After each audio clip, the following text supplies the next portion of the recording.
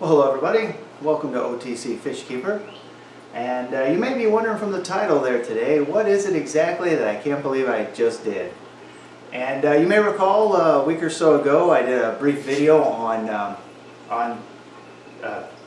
emptying the water out of the Oscar tank here and replacing it. I took out 50% the first day, and after the first day, the next day after the water settled, the tank looks spotless. Just beautiful, crystal clear. Very happy with it, but then the next day, to get rid of more copepods, I went ahead and took another 30% water change. And after that, even that first day, the water was immaculate. It looked like the fish were floating in the air, it was so clean. Then I had to skip a day because I had to work all day, but the day after that I did another 20% water change. And man, it just looked perfect, just perfect after that. And the next morning I came down to feed them, and the water was cloudy. It looked about like this. It's actually started to clean back up. And I couldn't believe that they could get that dirty overnight when it was so amazing after all those water changes. Yeah, here they come now, trying to see what I'm up to now. So then, the next day it was even worse and worse. And then they made a mess of it. And then I came down here after a couple of days, and the temperature had gone up, so I turned off the heater. So I turned off, because I heat the room, I don't heat the tanks. That way all the tanks stay at the same, 75, 85 degrees.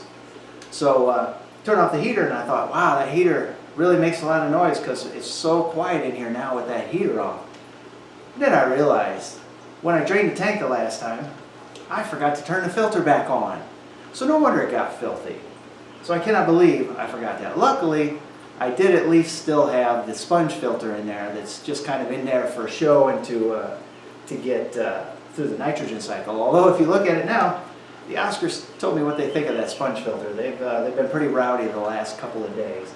But this water has actually cleared up since then because, of course, as soon as I realized the filter was off, I turned the filter back on. And now it's cleaning up. And now here I am to start that water change process all over again because, well, it needs it after going for about 4 or 5 days with almost absolutely no filtration except for this little sponge filter. And the sponge filter was set up properly then.